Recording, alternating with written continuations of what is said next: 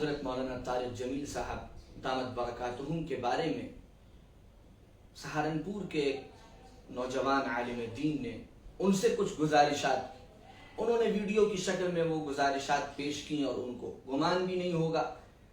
ان کی ویڈیو بہت وائرل ہوئی اور بہت عام ہوئی. ہو سکتا ہے مولانا تک بھی پہنچ گئی ہو.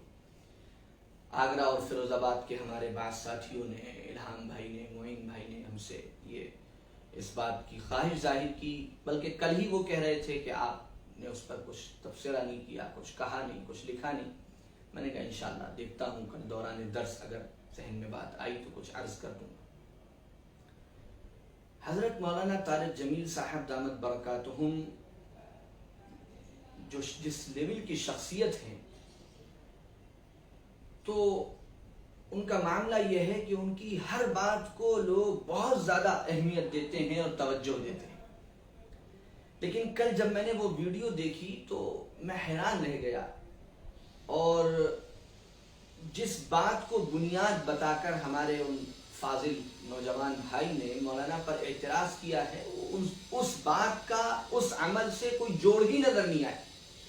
انہوں نے مولانا پر اعتراض کیا کہ مولانا نے بیان میں واقعہ سنایا کہ اللہ کے رسول صلی اللہ علیہ وآلہ وسلم کے سامنے سے ایک یہودی کا جنازہ گزرا اور آپ کھڑے ہو گئے. اب مولانا نے یہ واقعہ سنایا. اب اس پر انہوں نے یہ نتیجہ نکالا کہ ہمارے یہاں جو بہت سے مسلمان غیر مسلموں کے شعائر کا حصہ بن رہے ہیں، وہ مولانا کے اس بیان کو دلیل بنا رہے ہیں. پہلی بات تو یہ بالکل عجیب و غریب بات ہے. حدیثوں میں ان کا یہ کہنا تھا کہ مولانا کو اس کے ساتھ بہت ساری وضاحتیں کرنی چاہیے تھیں، مسائل بیان کرنے چاہیے تھے. آپ پہلی بات تو یہ دیکھیں، آپ حدیث کی کتاب اٹھائیں، سیرت کی کتاب اٹھائیں، جہاں پر یہ واقعہ نقل کیا گیا یا جہاں پر یہ حدیث آئی، وہاں پر بھی راوی نے محض اس روایت کو نقل کیا، اس مسئلے کو بیان کیا، اس سیرت میں اس واقعے کو نقل کیا اور آگے بڑھ گیا. کون اس سے کیا نتیجے کس طرح نکال رہا ہے، یہ تو بڑی عجیب و غریب بات ہے. اور دوسری اہم بات یہ ہے کہ حضرت مولانا طارق جمیل صاحب جن پر ان فاضل نوجوان کو سب سے زیادہ غصہ اس بات کا ہے کہ وہ ہر وقت محبت محبت محبت محبت کی بات کیوں کرتے رہتے ہیں، وہ والی آیتیں کیوں نہیں پڑھتے. انہوں نے بہت ساری آیتیں پڑھ کے سنائیں. تو میری گزارش ہے کہ آپ یہ دیکھیں کہ حضرت مولانا طارق جمیل صاحب دامت برکاتہم کس ملک میں ہیں، وہاں وہ کس کے درمیان کام کر رہے ہیں. مولانا کی زندگی جس طرح گزری ہے، مولانا نے وہاں پر مسلمانوں کو آپس میں ایک دوسرے کا خون بہاتے دیکھا ہے، فرقوں کی بنیاد پر، مسلکوں کی بنیاد پر ایک دوسرے کو قتل کرتے دیکھا ہے، ایک دوسرے کے قتل کے فتوے لگاتے دیکھا ہے، ایک دوسرے کے خون کی ہولیاں کھیلتے دیکھا ہے. مولانا نے اپنے وہاں مسلک کا اور فرقوں کا ایسا تعصب دیکھا ہے کہ جس کی نظیر دنیا میں ملنی مشکل. وہ چیز مولانا بچپن سے دیکھتے آئے، وہ آپس کی مسلمانوں کی نفرت، وہ آپس کا بغض، وہ آپس کا حسد، وہ منبر اور محراب سے ایک دوسرے کے مذہب اور مسلک کے خلاف پرزور تقریریں، جس نے مولانا کے دل کو چھلنی کر دیا اور جس نے مولانا کے کلیجے کو بالکل چھلنی کر کے رکھ دیا، اور ایک درد مولانا کے اندر پیدا ہو گیا. ان کے دل میں ایک آگ لگ گئی، اور وہ جب سے انہوں نے بولنا شروع کیا، انہوں نے اپنا مشن یہ بنایا کہ اللہ نے تو اس امت کو ایک امت بنایا تھا، یہ کس نے امت کو بانٹ دیا، اور ایسا بانٹا کہ ایک دوسرے کے خون کے پیاسے ہو گئے، ایک دوسرے کی جانیں لینے لگے، ایک دوسرے کے خلاف انہوں نے ہتھیار اٹھا لیے، ایک دوسرے کو مارنا کاٹنا شروع کر دیا. مولانا نے اس آگ میں، اس طوفان میں، مولانا نے نفرت کی اس آندھی میں، مولانا نے ان نفرت کے اور ایک دوسرے کے خلاف بغض اور ایک دوسرے کے خلاف دشمنی کے ان شعلوں کے درمیان، مولانا ان لوگوں میں سے تھے بڑے پیمانے پر جنہوں نے یہ کام شروع کیا کہ محبت کے پھول لے کر کھڑے ہوئے اور پھر خود پھول بانٹنے شروع کیے اور ماحول کو ٹھنڈا کرنا شروع کیا اور آگ بجھانی شروع کی اور نفرت کے تھپیڑوں کو محبت کی ٹھنڈی ہوا سے دور کرنا شروع کیا. اور اللہ نے پھر ان کو کامیابی عطا فرمائی، اور ایسی کامیابی عطا فرمائی کہ نہ صرف یہ کہ مولانا نے اپنی ذات سے بڑے حد تک ماحول کو ٹھنڈا کیا، بلکہ مولانا نے بڑے بڑے فرقوں کو قریب کر دیا، بڑے بڑے مسلکوں کو قریب کر دیا. امت واحدہ کی ایک چمک مسلمانوں میں وہاں نظر آنے لگی. تو مولانا کی پوری زندگی اسی مشن میں گزری ہے. انہوں نے کام وہاں کیا ہے، وہاں پر غیر مسلم بہت تھوڑی سی تعداد میں، وہاں پر جو خوریزی ہے، وہاں جو جھگڑے ہیں، وہاں جو اختلافات ہیں، وہاں جو قتل و غارت گری ہے، وہ آپس میں اپنے بھائیوں کے درمیان مولانا نے اس آگ کو بجھانا شروع کیا. لیکن پھر اللہ کا یہ کرم تھا کہ مولانا نے آواز لگانی شروع کی اپنے ملک میں، لیکن اللہ نے ان کی آواز کو وہ تاثیر دی، وہ قبولیت دی، وہ محبوبیت دی، وہ مقبولیت دی، وہ پیار دیا کہ اللہ نے دنیا کے کونے کونے میں ان کی آواز پہنچائی. دنیا کے کونے کونے میں ان کے ایسے دیوانے، ایسے شیدائی، ایسے محبت کرنے والے کھڑے کر دیے جس کی اس دور میں نظیر بر صغیر میں تو کم از کم مشکل. تو یہ مرجعیت، یہ محبوبیت، یہ مقبولیت اللہ نے عطا فرمائی. تو پہلی بات تو ان کے بیان کو ان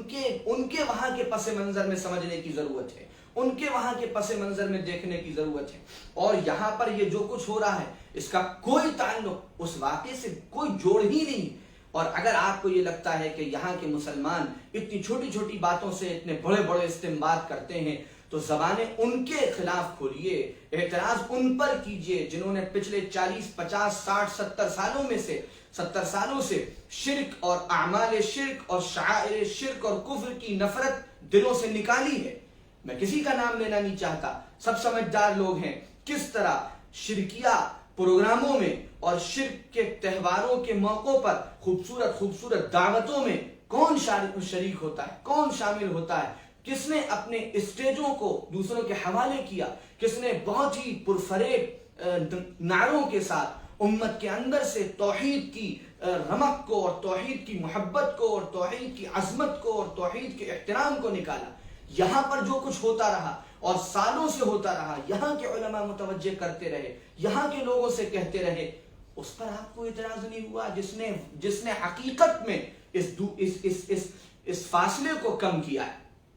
اسلام کی سیدھی سادی تعلیم تھی کہ بات جب انسانیت کی ہوگی، بات جب خدمت کی ہوگی تو مسلمان کسی کا دھرم اور مذہب نہیں دیکھتے. مسلمان سب سے محبت کرتے ہیں، سب کی خدمت کرتے ہیں، سب کے کام آتے ہیں، سب کے لیے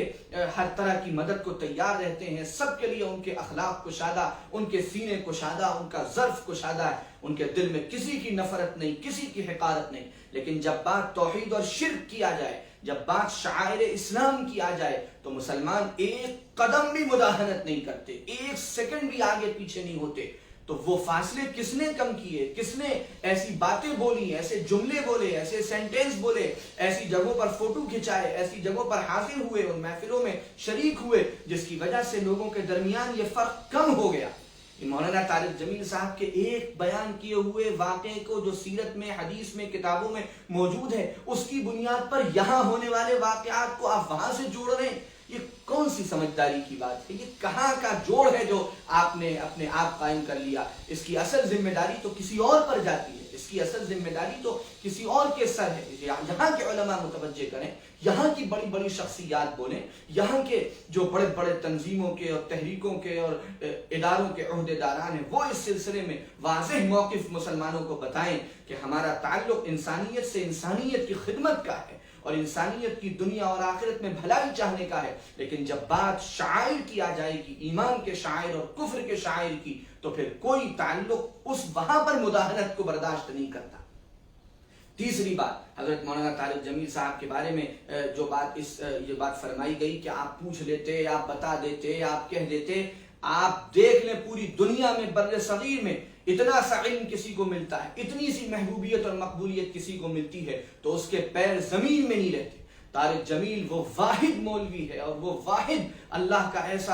ایسا پسندیدہ بندہ ہے جو اتنی دنیا بھر میں شہرت اور مقبولیت پانے کے باوجود کس نے اس کو کس طرح مخاطب کیا، لیکن اس اللہ کے بندے نے کبھی کسی کا جواب نہیں دیا. اور جب علماء نے ان کو کسی مسئلے پر ٹوکا، انہوں نے فوراً رجوع کیا، انہوں نے فوراً غلطی کو مانا. انہوں نے اپنی تقریروں میں حضرت مفتی محمد تقی عثمانی صاحب دامت برکاتہم کو اپنا استاد کہا. حضرت مفتی زرولی خان رحمہ اللہ نے ان کے بارے میں سخت گفتگو کی، وہ ان کے مدرسے پہنچ گئے. ایک عالم صاحب جو ہیں وہ ان کو اسٹیج سے گالیاں دیتے ہیں، لیکن مولانا نے کسی کے بارے میں برا لفظ نہیں بولا. مولانا کو جب بھی متوجہ کیا گیا، مولانا نے پوری صراحت کے ساتھ اپنی غلطی کو قبول کیا ہے. وہ انسان ہے، انسان سے آگے پیچھے ہو سکتا ہے، انسان سے غلطی ہو سکتی ہے، لیکن اتنے بڑے مقام تک پہنچنے کے بعد کوئی انسان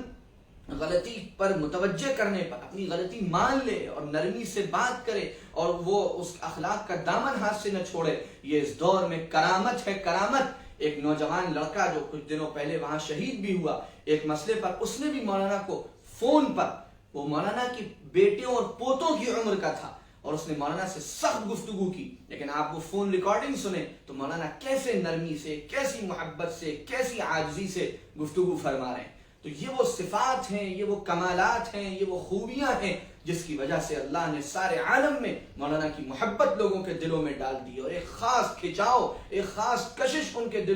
کی طرف لوگوں کے دلوں میں پیدا کر دی۔ اس لیے وہاں کے لوگوں کا بھی یہ اچھا مشغلہ ہے کہ مولانا کی ہر چیز کو وہ ایک نشانہ بناتے ہیں، مولانا کی ہر چیز پر وہ ایک بازار گرم کرتے ہیں، اور اس پر طوفان بدتمیزی مچتا ہے، اور پھر ان لوگوں کو بھی بڑی شہرت ملتی ہے، بڑی مقبولیت ملتی ہے۔ میں آپ کی بات پر جو ہمارے برادران ہیں سہارنپور کے، آپ کی خدا نخواستہ نیت پر ہرگز شک نہیں کر رہا ہوں۔ آپ مظاہر العلوم سے فارغ ہیں، مظاہر العلوم میرے والد، میرے چچاؤں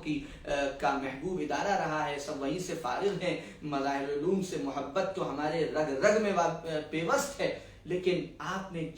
جس واقعے کو بنیاد بنا کر اور جس مولانا کے بیان سے اس کا لنک جوڑا ہے، اس لنک کی کوئی حقیقت ہی نہیں ہے، کہیں سے اس کا کوئی جوڑ ہی نہیں ہے، بلکہ یہ جو کچھ آپ جس کو دیکھ کر آپ کا دل کڑھ رہا ہے، آپ بے چین ہیں، آپ پریشان ہیں، اس کی ذمہ داری کسی اور کے اوپر ہے، کنہیں اور لوگوں پر ہے۔ ان سے کہیے وہ صراحت کریں، وہ اپنے عمل سے پیش کریں، وہ کفر اور اسلام اور شرک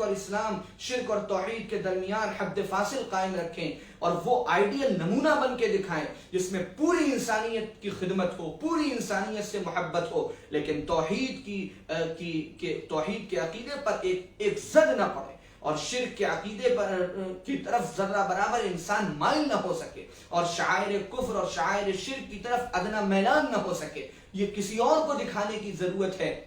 جہاں ہم رہتے ہیں اس بڑی تعداد کے ساتھ، جہاں آئے دن ایسے واقعات پیش آتے ہیں، ان حالات کا سامنا کرنا پڑتا ہے، اس کی ذمہ داری مولانا طارق جمیل صاحب کی نہیں ہے، اس کی ذمہ داری اور لوگوں کی ہے، یہاں کے حضرات کی ہے۔ امید ہے کہ میری یہ گزارشات آپ تک پہنچیں گی اور آپ اپنی بات پر نظر ثانی فرمائیں گے اور غور فرمائیں گے، اور اس طرح کی بات کر کے جس سے کوئی حاصل نہیں، اور بلا وجہ مولانا کا ایک ایشو بنا کر اور وہ پھیلا، اور لوگوں نے بھی بہت دلچسپی کے ساتھ اس کو پھیلایا اور بات کو جوڑنے کی بھی کوشش نہیں کی کہ بھائی اس واقعے کا یہاں کے ان حالات سے کیا جوڑ ہے، کیا مطابقت ہے۔ بس آپ کے کوئی انفرادی واقعہ آپ کے ساتھ پیش آیا ہوگا، کسی ایک دو آدمی نے کہا ہوگا، اور آپ نے اس کی بنیاد پر ایک پوری عمارت قائم کر لی کہ سارا بگاڑ مولانا کی وجہ سے ہو رہا ہے، اور مولانا کی آپ کو مولانا کی محبت پر اتنا اعتراض ہوا۔ آپ پڑھ لیں مشائخ کے حالات، خواجہ معین الدین چشتی کے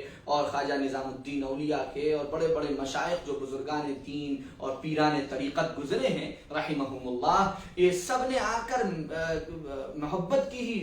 کا جام سب کو پلایا۔ اور مولانا تو جس ملک میں کام کر رہے ہیں وہاں 97-98% مولانا کے اپنے ہم مذہب لوگ ہیں، لیکن ان لوگوں نے آ کر جب کام کیا تھا تو انہوں نے تو غیروں کو بھی محبت دی تھی، اور سب کو اپنے سے قریب کیا تھا، اور سب کو اپنے سینے سے لگایا تھا، اور زندگی بھر یہی محنت اور یہی کام کیا تھا، اور لاکھوں لوگوں کو اللہ نے ان کے ذریعے سے ہدایت بھی عطا فرمائی اور توبہ کی توفیق بھی عطا فرمائی۔ اس لیے ایسے مسائل پر بہت غور و فکر کرنے کے بعد ہمیں کچھ اظہار خیال کرنا چاہیے۔ اللہ تعالیٰ صحیح بات سمجھنے اور کہنے کی توفیق عطا فرمائے۔ السلام علیکم ورحمۃ اللہ وبرکاتہ۔